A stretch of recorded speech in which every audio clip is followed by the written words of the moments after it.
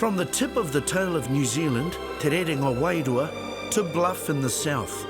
The Te Araroa Trail is a continuous 3,000 kilometre track that connects settlements, townships and cities. But more than that, it connects the people of Aotearoa. Hey bro, hey, kia ora, brother. The track shows off all kinds of New Zealand experiences, both spiritual and physical, and of course, our stunning landscapes.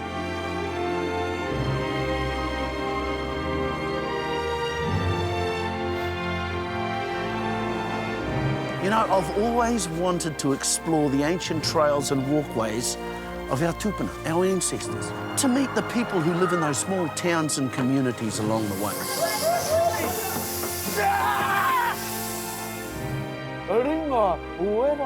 And find out what makes us so unique and interesting. So, put the billy on, because I could be calling in to say kia ora.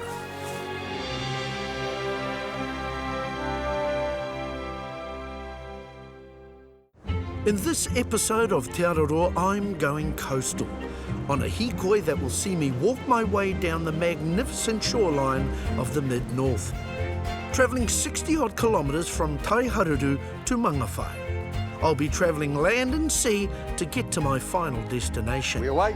Yep, boat hopping my way through the bays. I'll be popping in on the local Kiwi Liberation Front, horse around down Ruakaka. You've got me. And get up to all sorts of fishy business along the way. We'll make it, bro. And a scoop of chips. Would you like a soft drink with that? Hey, bro. Yum. 30-odd kilometres east of Whangarei, and I'm almost at my first stop on the trail. I'm just about ready for a break and some company. I'm sort of out in the back blocks a bit here. I'm here at the Tai Harudu estuary. Have a listen to this. Te Harudu o te Tai. Getting here is a really tough gig. It's hard going, it's a tough part of the trail. And what they have to think about is going down this side of the trail and not getting stuck in the mud. And also, they have to avoid the upcoming tide. Luckily, I've heard of a couple who live here on the estuary where I can just call in, relax, and recharge my batteries. Now, the good thing is, this couple have actually walked the entire Te Araroa Trail. And they're quite renowned for welcoming people in, giving them a bit of a kei, sending them on their way with high spirits and a bit of encouragement. That's what I need. I'm heading to meet the proprietors of a little B&B that's become known as a bit of a haven for trail walkers who brave the mud. Now, Ros and Hugh Cole-Baker have been running Tidesong for the past 19 years, and walkers are more than welcome. People sort of started arriving in dribs and drabs, and we were that excited at first we'd rush out there and, you know, almost kidnap them and say, "Where are you from?" And "You must be doing the trail." Hi, Yeah. How are you? The couple have a unique connection with the trail, having walked the whole thing in its entirety. It was their way of celebrating Hugh's successful recovery from a kidney transplant, a recovery that was all the sweeter as it was his wife Ros who donated the kidney. We were actually more trying to promote the live donor thing. Right. Awareness. It's an awareness And thing. a lot of walkers had come past here had been doing it for a cause. What better way to show that there's life after a transplant and that the donor is, you know, perfectly able to carry on a normal life. Right. And I was absolutely fine, so I thought, well, surely this is something we could share and encourage others That's to give a fantastic. kidney. You don't have to give a kidney to your nearest and dearest. It could be to a person down the road or someone Sure. at work or not even in your whānau at all. They could be Yeah. altruistic donors. My daughter set up a Facebook page and did a little press release. Yeah, it was great to be able to share our story. So we ended up with at least 40 kidney stories. They saw us in the campground and came over. It was lovely.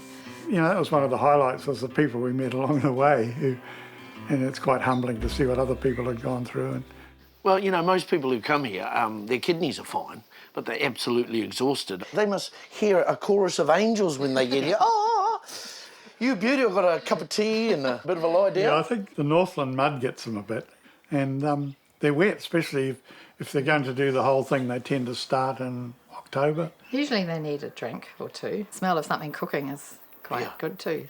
Do you get walkers that come in and you think after they've left, oh no. I mean, are these guys well equipped? Are they ready for the trail? We had a couple of very young Germans last week.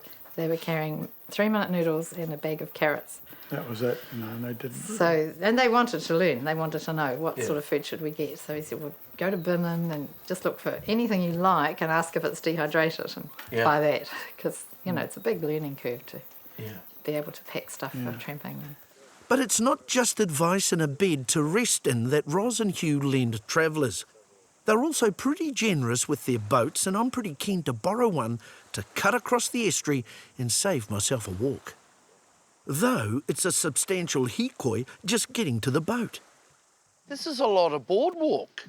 Yeah, this one's 98 metres, I think. I'd come down here at night and just hang out because it's not our environment. No, that's right. And the flounder will come and sit underneath it, which is pretty neat, to be able to look straight down on top of a flounder. Right, we better get going because if the tide's dropping and you'll end up by walking through the mud if we don't. What's the name of the waka? That's Charlie Brown. Perfect. This is lovely. Right, here's the boat in front of us, and it's a good place here to actually see where you're going to go.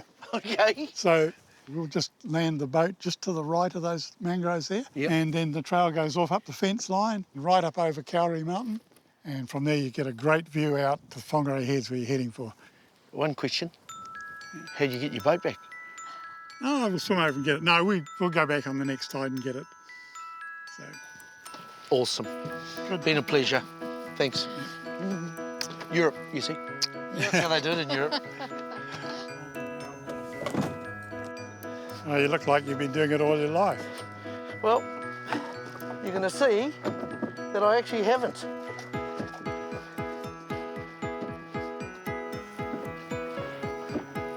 Can I canoe you up the river?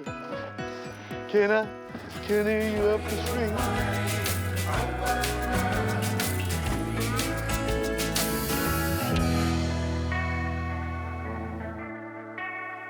I'm walking the Te Araroa Trail, back on terra firma and heading across fertile farmland towards the Whangarei Heads.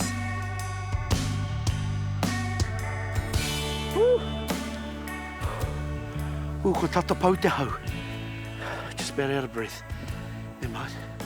I've just come over from the west side of Whangarei Heads to the east here, and right along here is Bream Bay, and I'm heading down there and right down towards Mangawhai, and that's where my journey's going to end. But behind me, in Maunga Rangatira, this very special maunga here is Manaia, and I'm going to meet a group of people who are doing some amazing work with regard to the preservation of our kiwi. I actually don't want to leave. Never mind. Me haere tātou. Woo! It's 10 kilometres till my next destination, Mount Manaia, where I'm meeting Martin Hunt and a faithful team of volunteers who are trying to create a predator-free environment for kiwi in the area. Hi, thanks everybody for coming back up, and we're going to get on with the rat baiting on Manaia again today. Want to welcome Pio. We've bumped into Pio and he's real keen to give us a bit of a hand today as well. So what we want to focus on today is those top lines, B, possibly A, and the I lines. Top up the rat bait again and record what's been happening, how much bait's taken, how fresh it is. The other major that's come up is unfortunately the big kauri tree down in the valley here, which many people have visited for hundreds of years, has been tested positive for carried eyeback disease, which is tragic, but we're going to have to be even more vigilant about keeping our footwear in particular clean. No dirt on our boots, spray them with the Trigene, everybody, before you go away, and we'll try and keep it contained. So the key is to load up with some rat bait, clean our boots, and Danny and Pio and I are going to go up the main track here and then onto the G-line. With my boots as clean as the day I'd bought them, I'm off.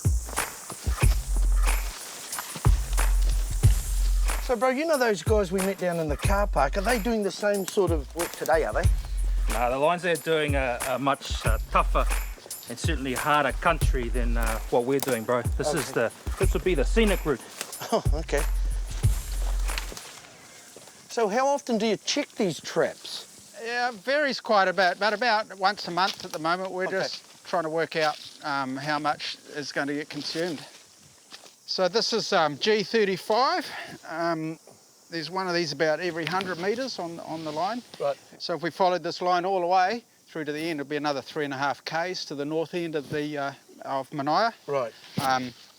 And the deal is we putting new, refreshing the rat bait that's in here. If it's not fresh, if there's no bait in there, we'll put a fresh one in and keep those rats interested. Yep. This bait station actually hasn't been checked for about 2 months. Okay. Has that been tampered with? Has there been a little kia ora in there? Definitely, yeah. So this bait is it's about only about a quarter gone. See, you can see this old bag's been shredded. Yeah. There's possibly been a possum through here earlier on. Yeah. Will it bowl a possum? No. This is for rats. If they ate a half a bucket of it, yeah, maybe. Yeah. It's diphacinone, which is a great rodenticide, rats, mice. Yeah, rodenticide. I like that for rodents. And but yeah, it's a pretty safe bait generally. Yeah. Chuck a fresh bait in there. This and we just break open the bag and have it with that. They smell peanuts. Yeah. Peanuts, the lure. You know, the rats. It's just they can't resist it. Crunchy or smooth? Doesn't matter. Yeah. No, well, and actually, in fact, I've talked to them about that, and they insist that they use the highest quality peanut butter they can get. The theory is, well, if 100 rats like it, it's better than 99 rats liking it. So just clip that back in. Danny will record that we've replaced that bait in G35, and we'll stomp on to the next one. And then 4 hours later, all going well, we'll come out at the end. 4 hours later. Yeah. 34 to go. Great. But the program's not just about killing predators. There's monitoring in place too. That's Todd Hamilton's job. Ever wondered what happened to all those old TV aerials? This is that bird I was talking about before, Pio Dallas. Yep. He's a boy, he's just in the pampas on the other side of the road here. So we've got a signal from him. So we'll go and have a wander and see if we can get him, mate. Okay, bro. Okay. Right. The kaupapa is not to disturb a kiwi, but in this case, he's not on the nest and he needs a battery change.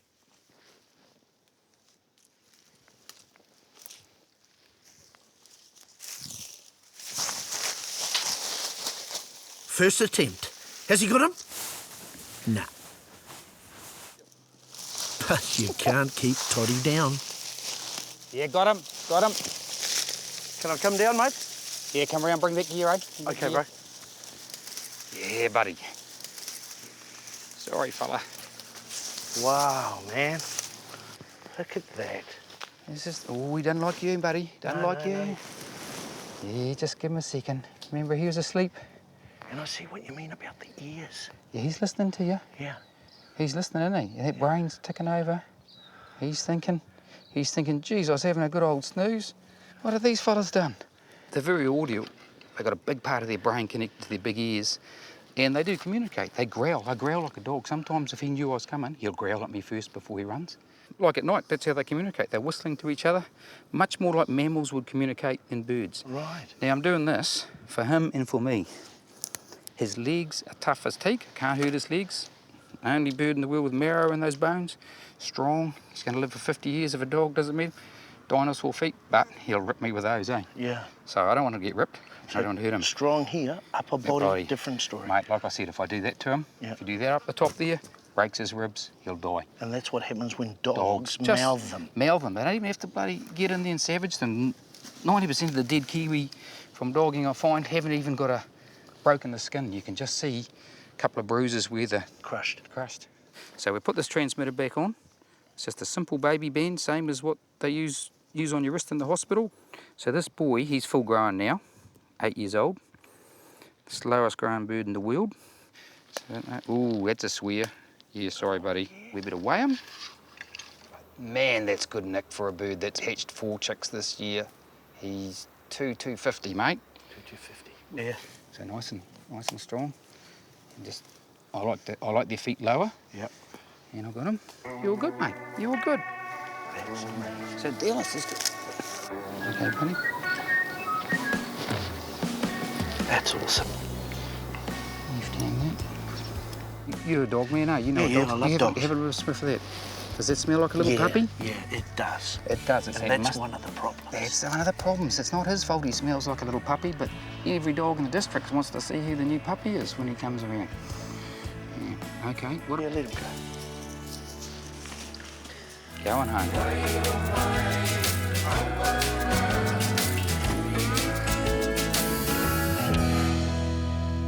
Today I'm heading south from Mount Manaia towards Ruakaka.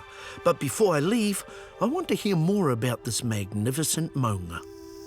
So tell me about Manaia. Ngā kōrero, ngā pūrākau. Aye. Nau ko ngā kōrero o Nehera, ngā kōrero tawhito, mo te maunga nei. I te taima o ōna ohonga, noho ki mimi whangata, te tini o ōna kainga. So Manaia had many places that he would stay. Mimi whangata, he would go to Whangaruru, he would go to Matapauri, some really nice spots. Good real estate, huh? He was a clever guy. Prime real estate. Yeah, he should have. I think he sold too early though. Yeah, it's all timing. All timing. So one of his favourite places was Taurikura, ko tōna mahi papai, te hiika. I te tuatahi, e hutia up, ko te ika, e titiro, ko toko mātou I tōna nono, he tohu tēnā. I toku kāinga, he tohu tēnā. Ena, hiika anō, hutia anō, tētahi atu hika, titiro anō, te mātou I te nono o te ika, tohu me hoki au ki te kāinga. So, he catches the fish, the hooks in the bum of the fish. Yeah, foul hooked. No, and look, the Whangaruru people still hold that tradition. Do they? If you hook a fish in its bum, bro, you better get home because there's something not right at home. He tohu. He tohu tēnā. Right, so e hoki ana ia ki te kāinga, kau ki tōna, te hika, ko oti, hoki ki te kāinga, so he goes back home, karanga atu ki tōna wahine. Wahine, kau mai. So swim out to me, woman. So the woman says, kahore, te hohonu, it's too deep. Yes. It's too deep. Kau mai. Hurahina o kākahu. So you're not going to get wet. Yeah. Kau mai. So she lifts up her dress. Ki te ane ia te tohu. Te paru I ōna kiri. She'd been rolling around with somebody. Ko paiko tōna pononga, his slave. So, te mate e ki ta karakia, tōna karakia kia whakakohatu paiako. Yes. So he chanted his karakia to turn the slave into stone, but the slave also knew that karakia. So nāna I mahia te karakia hoki, pēnei tonu ana, Manaia ki tēnei taha, kua whakakohatu, me ōna tamariki e rua, me tōna wahine, and ko te toka ki tēnei taha, ko paiako, te pononga. Moa ke tonu atu, kua whakakohatu. So there's a lesson, bro. All because of a bit of canoe jumping. Well, maybe you should have fished somewhere else, bro. Actually, I went fishing the other day and I caught a snapper and I gotta go. See you later, bro, you saw that.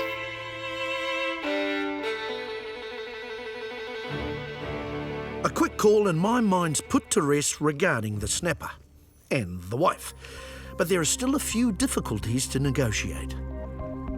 When a Te Araroa trail walker like myself gets to this part of the trail, there's actually a bit of an issue.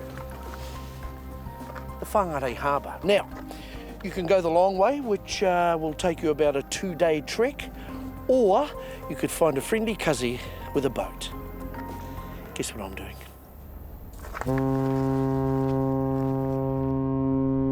Taking the trip to Marsden Point via water will take me past New Zealand's only oil refinery. Work started on the processing plant in 1962 and it still causes controversy in the community. They say there's no such thing as a free trip, but I know a guy and he's got a boat. Kia ora, bro. Oh, kia ora, Bill. How are you, man? Good, man. How are you? Oh, good to see you. I appreciate this, bro. Oh, it's not a problem. It's a bit of a long swim, mate. Yeah, it's a long swim and it's very deep. Kia ora, bro. You got one of those flash jackets for me? There's your one there. Thank you, sir. Adrian Smith's the principal of One Tree Point School on the other side of the harbour. We away? But for trail walkers, he's more well known for his other profession, amateur water taxi driver. So, bro, do you end up taking many people from the trail across here? Yeah, I probably take about maybe 10 a year over. I don't know where they get my name from, but they turn up on my doorstep and I pick the occasional hitchhiker up, and they've given up walking the trail, and they're having a little bit of a road walk or a hitchhike through, and I'll give them a lift across, and they usually get a shower and a meal at the same time. That's awesome, eh? A lot of people do that along the trail. Oh, you know, I really like meeting these guys, and they're an interesting sort of group of people. Because this is your work daily commute, isn't it? This is my daily commute, so like I'm going to drop you off over here at the logging port pontoon. I work over here at One Tree Point School, which is about 3 k's by water straight across, and it takes me about 6 minutes by water and an hour to drive. Yeah. So this is the way to go? This is the way to go. It's the only sensible thing to do, really. But the elephant in the room is this oil refinery. I mean... Oh, yeah, no, it's the blot on the landscape, isn't it, really? Well, yeah, I think it is. And look, you talk to guys around here, they don't bag it much, probably as much as I do, but it's because they probably see it as a necessity. Yeah. It's also an employer. Yeah, sure, You know, and from my point of view, it's just imagine this piece of land without it. Yeah. And these buggers, I don't know how they do it. They come in, there's massive tankers. They're huge. If you're fishing in the trail, you better get out of the way because they don't stop, eh? Yeah, well, they can't stop. No. Oh, those fellas are being stink. No, mate, that's a big boat. It's a big boat. Take half a day to slow down. Yeah, true. Not a bad way to start your day, though, eh, is it? I tune in. Yeah. And then I tune out. Yeah. And that's Good for the wairua. It's good for the wairua, especially the tuning out bit. Yeah. A bit of distance and a fish at the end of the line. And yeah. With the fishing, I attack that far more strategically. Tides, moon. Yeah. Light. Whakapapa. Whakapapa. Love your style, bro. Hey, all the best, bro. It's been a pleasure. Good to see you again. Love yeah, to we'll the whānau, see you eh? again. I will, yeah, thank you very much. Okay, bro. Okay. See you later, mate. Ka kite. Ka kite.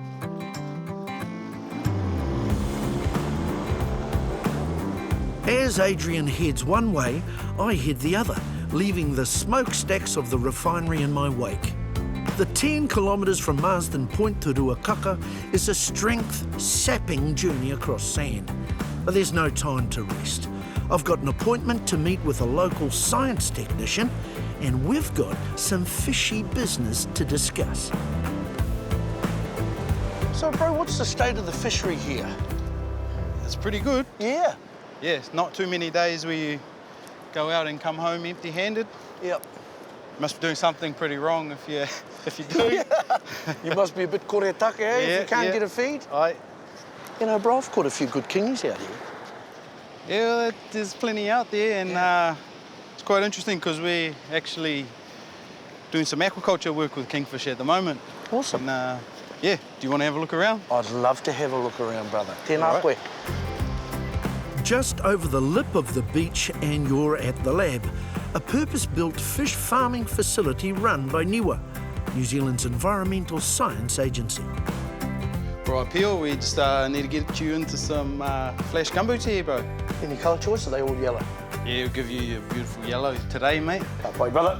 Now, why am I popping these on? Good for biosecurity, so we don't spread things from one area to another. Never know what's on your shoes. Oh, these fit beautiful. Okay, follow you, bro. Cool, okay, mate. Let's go. So this is where it all happens, bro? Yeah, this is it, mate. We're both geared up for commercial production, finfish production, and research. Yep. And just where I'm going to take you now is into our finfish facility. Cool, brother. It's in these tanks that NIWA are creating a commercial opportunity I'm excited about. All right. So these are some of our F1 broodfish peel. Yeah. How old would they be? These fish here are just over 5 years old. So Right. just just coming up to spawning, which they do a bit quicker in captivity than in the wild. They're not even legal yet, eh? I mean, they're big. Borderline. They're Borderline. about on the edge of a legal wild fish. Yeah. So you got these from the wild? Not these ones. Okay. That's what makes them F1, is their first generation captive breed. And these guys, progeny will be F2. Right. So this is pretty, this is breakthrough stuff for here, eh? It is, yep. It's always a bit of a milestone to get your F1 stock breeding. Yeah. How many eggs do they do? Each individual can spawn hundreds of thousands in one go. When these guys spawn, the eggs float to the surface. Yeah. And they'll come around here and through this outlet, and we collect them in this little basket here. If I take a sample for you, you should be able to see some of the tiny little eggs in there. Stuff in there, man. Hundreds of them. Look at that. Not many people realise that a 30-kilo kingfish comes from such a tiny little egg like that. I've caught them just a bit bigger than that. If you let them settle, they'll float to the top. Bad eggs sink. Yep. Good eggs float. It's way of life, isn't it? If you're a bad egg, you're going to sink, mate. So where to after this? What's the next stage? So then we go through to the nursery, and that's where we feed them up and grow them on. Cool. So these are our 11-day-old kingfish larvae now. But they look like larvae, eh? They look like mozzies. They do, yeah. Not many people can pick what those are when they look in a tank, no. So what do you feed these little fellas on? They're called rotifers. It's like a little plankton. Out in the wild, plankton's made up of all kinds of species, but we can grow rotifers. We feed out millions of them per day.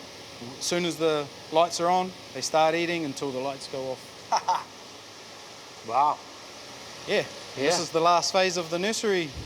Man, they got attitude already, eh? They sure do. These guys are 55 days old, so... They grow pretty quick. There's amazing growth. That's one of the real potentials of kingfish as an aquaculture species. This is the age that you'd ship them off to a fish farm for on-growing. Have you actually got any fish farm? There's works in the pipeline at the moment for some kingfish farms to start up, so not far away, hopefully. Yeah. And these guys will be going out the door. Okay, Peel, so here's our end product here. Great. Just over a year later, 2.5 to 4 kilo harvest size. I'm sure you've never tasted a kingfish that size before? No, never, because never tasted undersized kingfish. Would you like to try some? I'd love to try some, bro. Come on then, let's go.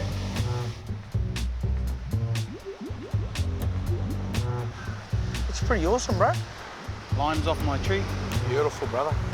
Beautiful.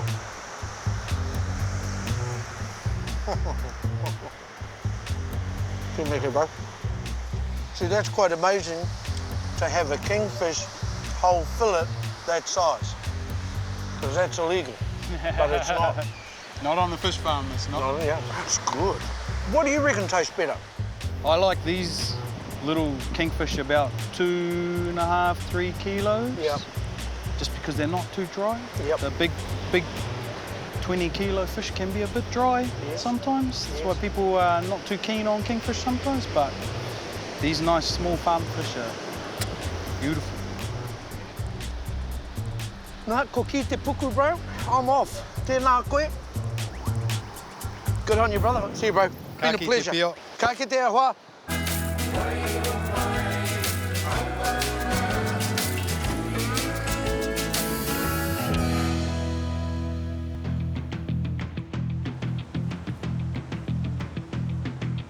The expansive white sand beaches along the Bream Bay coastline bring together hikers, swimmers and horse riders.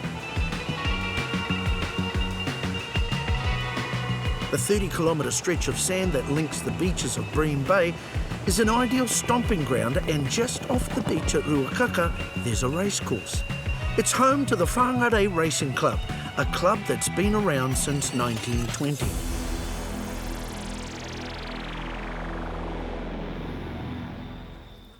I'm here to meet a woman who learnt to ride before she could walk.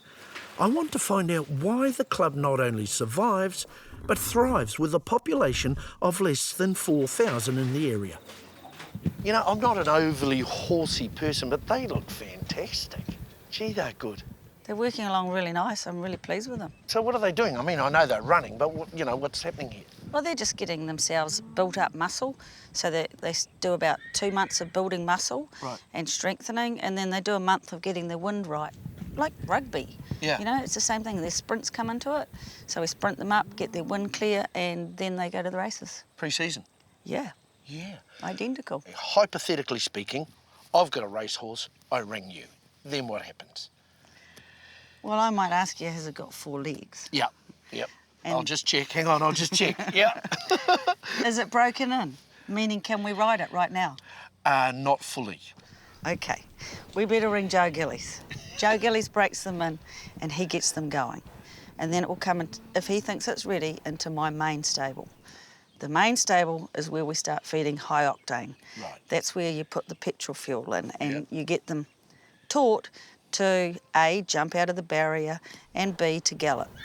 At that point in time, I'm going to go, Pio, you got a piece of hapuka, really good burley, take it home. Yeah.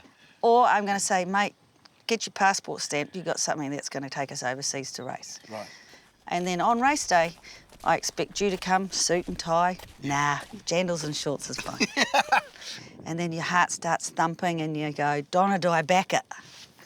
And I go, not this time, Pio. Or, yeah, get on. And you might say, hey, I put 10 mates in this horse with me, and the whole 10 mates and you stand there on that race day, and if that horse comes across the winning post first, no money in the world can buy that thrill. No matter how rich or poor you may be, it is something that you cannot buy. You've got me.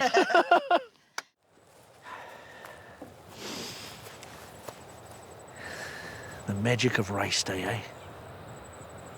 You can just about hear them. Petite Rouge show lover. Vicente can't get there, but it's Sedgen Ho. Sedgen Ho sent for home for Kelly Myers in the last to beat Maitre D and third across La Petite Rouge. They were followed In order to get the horses firing on all cylinders for race day, it's not just the training. The work all begins with the K, and in charge of the K is Kitty. Kitty, right? Yes. Are you a local lass? I am local. Yeah. I've lived in Ruakaka for coming up 9 years now. Okay. And how long you been here? Working for Donna, 9 years. That's it. Home to Moved here. up here and started working with Donna, that was it. So you're like a dietitian for horses? Pretty much, yep, that's my job. Yeah. Yep. I come in the mornings and I have a horse menu up behind me here. And each horse has their own individual menu. Yeah. So you're catering for individual horses? And we've got 65. And they all have their own individual menu that I make them. Some needs more high octane feed than others. Yeah. We have horses that are in the paddock having a rest for maybe 4 or 5 months, so they need a less octane feed to keep them nice and quiet on the paddock. Yeah. And we also have foals here and broodmares. So they've got to have different K as well? They have different food as well, yeah. It sort of reminds me of muesli. You know, all the different ingredients. That's probably not a very good... It is like a muesli, but a horse version. So can I give you a hand? You sure can. Yep. We have Larry here. Larry, Marco, Roman. What does Larry need? Larry needs some oats, which is in this bin here. Yep. Cool. How much? He gets 3 full yellow dippers into that bucket, So which is in here. Oh, yeah, right. I know the difference. What's this stuff? This is favourite. This is our less high energy feed. Right. But these are the oats here. This is our sugar buzz for the horses. Which looks like wheat. Similar thing. Okay, number 47, Larry, and that just goes in? Yep, straight on top. Ooh, you're going to love this, Larry. This will get you going, mate. Can you make beer out of this? No, it doesn't matter. You don't have to. It's a bit like going to the takeaway bar, eh? I'll have a toasted sweet corn sandwich, a piece of fish, and a scoop of chips. Would you like a soft drink with that? Very good, very good. So how many are these? 4? 4 yellow dippers for Lou. 4 yellow dippers. And why is she getting so much fuel? She's a very big girl. Oh, right. Very strong girl. She's actually one of our top racehorses at the moment. She goes by the name of Valley Girl. Valley Girl? Valley. Valley Girl. That's not overly flattering, is it? Valley. Oh, Valley. On race day, she's Valley Girl, but in here, she's Lee. Why the 2 names? Well, when they race, they have their own individual racing name. Yeah. but when they're at home, they have their own family name. Right. And it's just easier for us to give them their own name, and they quite like having their own little name that they can come to. So it's a bit like if I was a wrestler, I'd be Punisher Pure, but at home I'm just be Dad. Exactly, that's the one. So I think that's very cool. Okay, 4 in there. 4 in there. Yep. That goes straight to Lee's bucket. 4, eh? 4 dippers, yeah. Crikey, there's a feed there.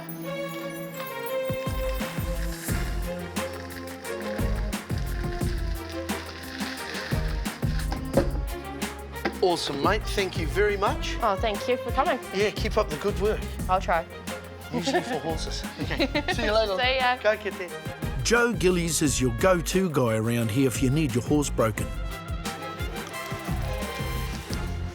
This is our first stage of breaking in. Right. This is the most important stage of their whole life. Right. Right. We'll get the boys Only to he put, doesn't break them. He's much more gentle than that. You could say he's the Ruakaka horse whisperer. And how old is this horse, bro? He is 18 months years old. Beautiful, eh? Yes, very nice horse. Nice colour and all that. He's got a nice temperament. Yeah. They're babies, really, eh? Yes, they are definitely babies. So you gotta look after them, take a bit of time with them. Yeah. Because they need to know, you know, what we want them to do. Yeah. Without them fighting us and us fighting them. Will that horse grow much bigger? Oh, definitely. Okay. He'll probably grow, you know, in the next 6 months. Once we've broken them in and put them out for a spell. Yeah. They always grow after they've been worked. Yeah. What's the horse called? He's by an Australian stallion, Artie Schiller. Artie Schiller. And that's his name? Her name? That's his dad. That's his dad. So it hasn't got a name? No, not yet. Not even like a whānau name? Brother. What about Cuss? Well, Cuss. Cuss, okay. Look at the way Cuss loves that. Kia ora, Cuss. All of us being this close, he's very calm, eh? Very calm. He's been taught well from all of us, and before we even got him, the people that had him before, they've done a lot of work on him before we got him, from the sales and all that. So it goes a long way through everyone, you know, all teamwork. Yeah. So he's just getting the horse to have a feel of that girth and all that, so he doesn't... Just rubbing on its body? Yep. Fantastic. I can see why people get addicted to this whole thing, eh, bro? Oh, yes, definitely. Because you're addicted. Oh, I love it. I've been in it all my life, like the rest of the boys and the rest of everyone around here. Yeah, good on you. So what happens now? And we move on to the long reining. Cool. The next the step of our progress.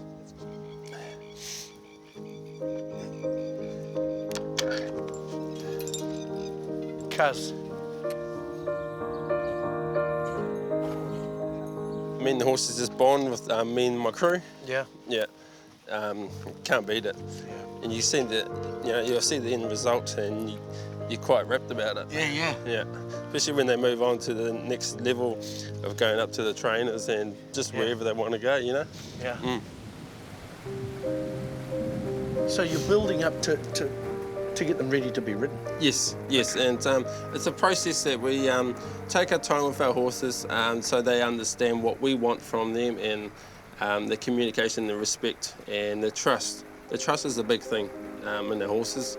If they can trust us and we can trust them, it's we're all as a family, all as a team. Bro, these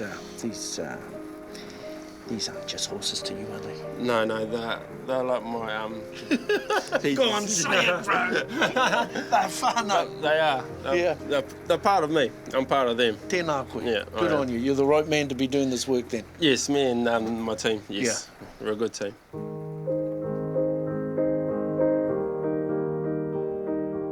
So what are you actually looking for when you look at a horse, bro?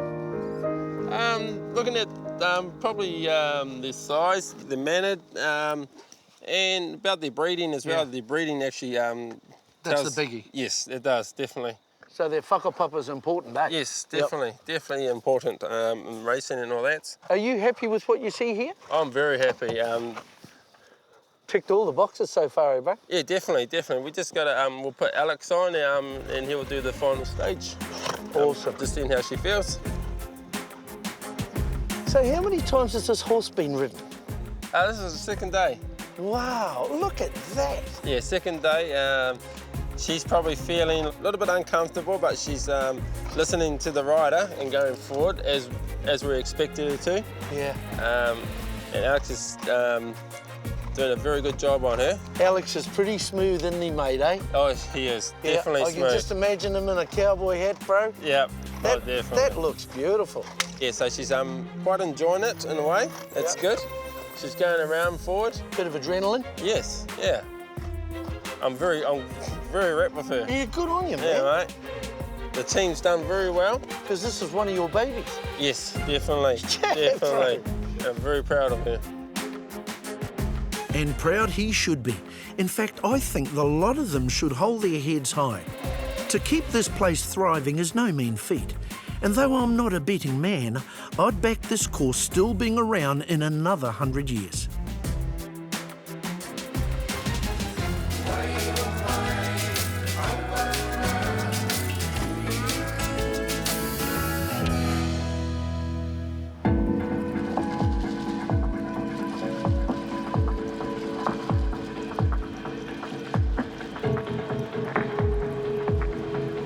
Well, I've made it. 22 k's from Breen Head to here, Waipu Cove. Now, this is one of the longer beach walks on the Te Araroa Trail. It's been really pleasant, but as you can see, when you're walking on the coast, you are susceptible to a bit of a change in the weather, and it's gone a bit gnarly. We can't even see Mount Manaia, but kei te pai, I'm off here on the grass, and I'm out of here. The final leg of the journey links Waipu Cove to Mangawhai. It's a 20-kilometre walk, and even when you've travelled a lot of these trails, it's pretty special. Nā ka kite koutou te ātahu o tēnei wai. You guys can just see the beauty of this place. And it's no surprise that this part of the Te Araroa Trail is now world famous. Check this out. Tēnei taha, this side, you've got the hen and chicks and sail rock just off there, great for fishing. I've caught a few nice tāmuri there, snapper. Aqua podium, we have Sentinel Rock, which marks the entranceway to Mangawhai. Now, my part of the Te Araroa Trail finishes at Mangawhai, and word is, fish heads on the menu. Mātinga ika. I've got to go. With the thought of food propelling me forward, it's an incredible jaunt along a ridgeline and a trip that'll take me to the burgeoning town of Mangawhai, a small and sleepy coastal town that's just 80 kilometres from the bustling streets of Auckland. And as the town appears, I can almost smell the fish heads boiling. And there to meet me is a man who's promised me a feed. Yeah. Tēnā koe hoa, Richard Te Hara. Tēnā koe, Richard, nice to meet you. How are you? Oh, I'm good, mate. Kei te pai. Welcome to magical Mangawhai, bro. E tinua tāua hoki, ke? Oh, beautiful place. You call it magical? Magical I think it is Mangawhai. magical. Yeah, it has a magic about it. I used to come out here with my father fishing when I was a young boy. Yeah. And he used to come out here with a kontiki, rubber tube, Yeah. barley sugar, make the sail go up, tie the barley sugar down the bottom, and when the barley sugar melted, the sail came down. That's how we used to get our fish, and it's still the same today, although the pippies have moved further down the stream. Paradise, eh, bro? It's paradise. So what are we going to do today?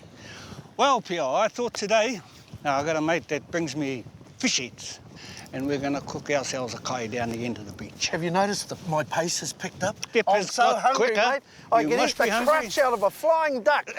Well, there you go, mate. But first, there's the pickup. They've got a neat little system here. Fishermen donating fish heads to the locals. It's like a secret society.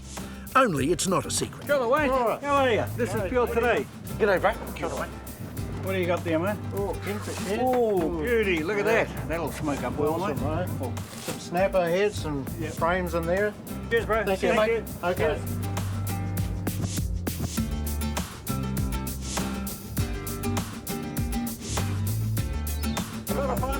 Kia ora. Kia ora, guys. How are we feel today? Kia ora. Puli he taraka. Oh, he taraka no konei, all right? And Joseph. Chad. Wow, look at this, mate. You got it all going, eh? It's all going, mate. Nothing goes to waste, eh? No. We've got what we call a 0800 free fish heads going here in Mangawhai. And part of the whānau over here, Wayne and Stephanie, you know, they take their boat out, their charter boat out, and they come back, give me a ring. Say, Richard, get down to the ramp, we'll be in here in 10 minutes. So, bro, how did this all start? I mean, you know, what motivated you to do this? It all started probably about 2 years ago. Yeah. And I must thank another person because I caught his ad one time. His name was Matty Watson, and he started a fish head dial-up program for people, and I thought, hey, that's not bad. So I think I'll start an 0800 free fish heads here in Mangawhai. Yeah. Mine was touching the people and saying, what do you do with your fish heads? Yeah. I was just overboard in the garden, whatever. But I knew that there were people out there that love fish heads, especially our old people. Kia ora. And a lot of them, you know, can't get out, whānau are living away on their own. So I started delivering them. And I thought there's something better here. You know, this cooking is, I'm used to this cooking, I want to try something different. So I started tapping into the Asians that were living here. You like fish heads? And I was surprised. Everybody loves fish heads. And then you got these lovely people here, you know. Yeah. You know, the ringawera. Aye, ringawera. They're the cooks. And we have a mixture of fish heads, frames, cooked Māori style, European style, Malaysian style. Malaysian? Who's the Malaysian? Called Joseph Tene. This one? Called Joseph. I thought he was No, he looks Māori, eh? He does look Māori? Yeah. Tēnā koe, bro? Yeah. How do I say kia ora in Malaysian? Selamat. Selamat. Yes. Selamat. That's cool, eh? Selamat. Yeah. What's the Asian style for fish heads? Are they eyeball suckers too? We love the bones. The bones? Bones in the head. That's the best part. That's where the taste come from. Closer the bone, sweeter the meat. Exactly. It's an old Māori whakatauki. Yeah. So the Asian brothers come, haere mai. And then did you marry a Māori woman or did you bring your own? Oh no, Kiwi lady. You married? So you've taken our women and now you're sucking the eyes out of our fish heads. And drink the Kiwi beers. And well, bro, you guys got a real good whānau. Well, actually, your relationship is a bit of a boil-up, isn't it? I think it is. You've got the Asian flavour, you've got the good Pākehā whānau Kiwi, and tangata whenua. Yeah, well, whakawhanaungatanga at its best.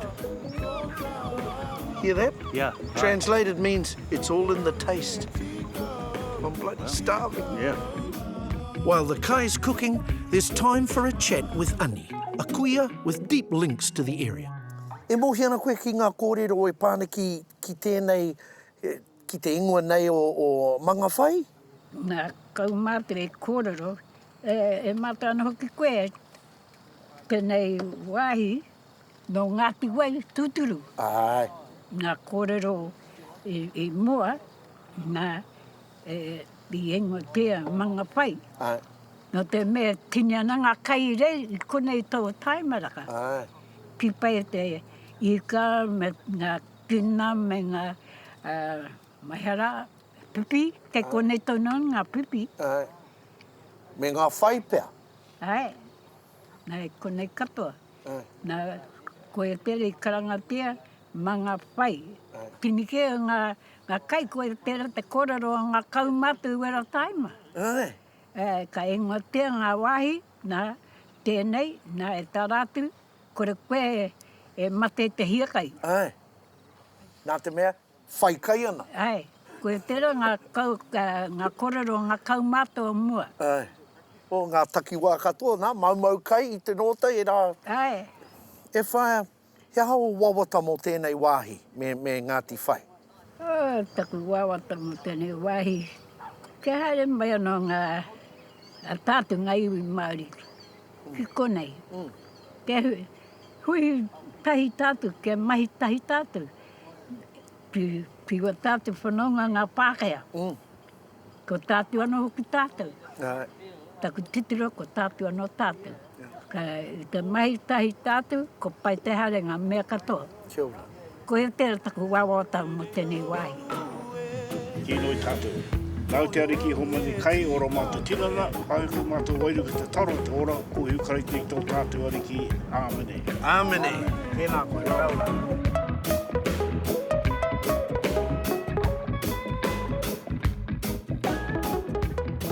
When you hear of people eating the fish head, and it's very much this part of the world a Pacific thing with Pacific Island people and Maori people, they eat the fish head because it was the food, te kai o ngā rangatira, which is the food of kings, okay? Because this is actually the best meat, and it's the tastiest, and it has the most fat content and omega-3. So the head around the stomach were eaten by the important people, like chiefs and television presenters, and the fillets were basically given to the slaves. So if you go, oh yuck, they're eating fish heads and sucking eyes, that's pretty well the same as you having your omega-3 tablet. Kia ora. Hey bro. Yum. Too much custard. Well, that brings me to the end of this part of the Te Araroa Trail, and I have to say, it's been stunning. You know, there's one thing that always stands out to me. You know, you get to these places and you're a little bit tired and you've sort of had enough physically and mentally. Then you meet these amazing people and they just fill your heart. They just, you know, they love their communities, they love their whenua, they love everything about what they're doing where they are. And I've got to tell you, that's the best thing about this trail. People. He tangata, he tangata, he tangata. Kia ora koutou.